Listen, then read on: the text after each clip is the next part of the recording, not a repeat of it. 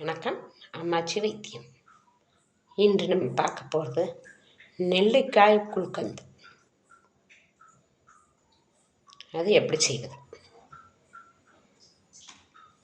இதை பார்க்குறதுக்கு முன்னாடி நான் உங்கள்கிட்ட கேட்பேன்ல, லைக் பண்ணுங்கள், ஷேர் பண்ணுங்கள், சப்ஸ்கிரைப் பண்ணுங்கள். வாங்க வீடியோக்குள்ளே போகலாமா?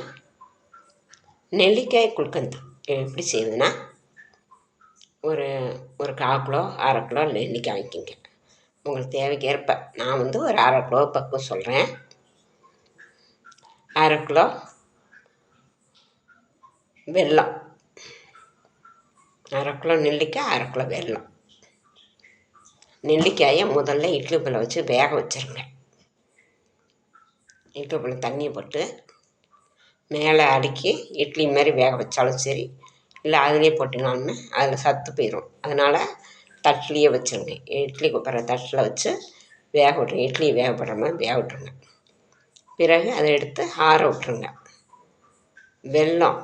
வெல்லத்தை நல்லா பாகு கச்சிருங்க. பாகு கச்சி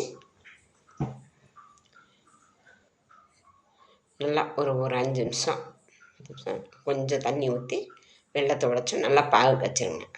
பாகு காய்ச்சினோன்னா இந்த நெல்லிக்காயெல்லாம் எடுத்து அப்படியே அந்த கொட்டையை எடுத்துகிட்டு மிக்சியில் ஒரு அடி அடிச்சிருங்க.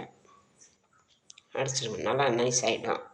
இதை எடுத்து இந்த வெள்ளைப்பாகு காய்ச்சினோன்னா நம்ம அது கொஞ்சம் பதம் இப்படி தொட்டு பார்த்தா அது பிசு பிசுன்னு வரும். அதில் இந்த நெல்லிக்காய் இதெல்லாம் கொட்டி சுக்கு பொடி, ஏலக்காய் பொடி இதெல்லாம் போட்டு நல்லா கிண்டிடுங்க. எள்ளு கூட போட்டுக்கலாம். எள்ளும் போட்டு நல்லா கிண்டினீங்கன்னா நல்லா கொல கொலன்னு வரும். நெய் கொஞ்சம் ஒரு 50 நெய்கிட்ட ஊற்றிக்குங்க. வேணுங்கிறவங்க ஊற்றிக்கலாம், வேணாங்கிறவங்க தேவையில்லை. நல்லெண்ணெய் கொஞ்சம் ஊற்றிக்கலாம். ஊற்றி நல்லா கிண்டுங்க. கிண்டினோடனே அப்படியே அது கொல கொலன்னு பிரண்டு வரும். எண்ணெய் ஊற்றினாலும் சரி, நெய் ஊற்றினாலும் சரி, நல்லா பிரண்டு வரும். பிரண்டு வரல அதை எடுத்து ஆற விட்டு ஒரு பாட்டிலில் எடுத்து வச்சு சேவ் பண்ணி வச்சிட்டிங்கன்னா நல்லா கைப்படாமல் இருந்தால் நல்லா ஒரு மாதம் முடிய தாங்கும். அதை செஞ்சு பாருங்கள். செம்ம சூப்பராக இருக்கும். குழந்தைங்கள்லாம் ஆசையாக வாங்கி சாப்பிடுங்க. நீங்களும் சாப்பிட்லாம். சுகர்காரங்களுக்குலாம் அவ்வளோ நல்லது. இதில் வெல்லம் போடுறதுல நாட்டு சக்கரை போடலாம். இல்லை நம்ம கல்கண்டு சுகர் இல்லாதவங்க நம்ம நாட்டு சக்கரை இது போட்டுக்கலாம். சுகர்காரங்களுமே தப்பு இல்லை.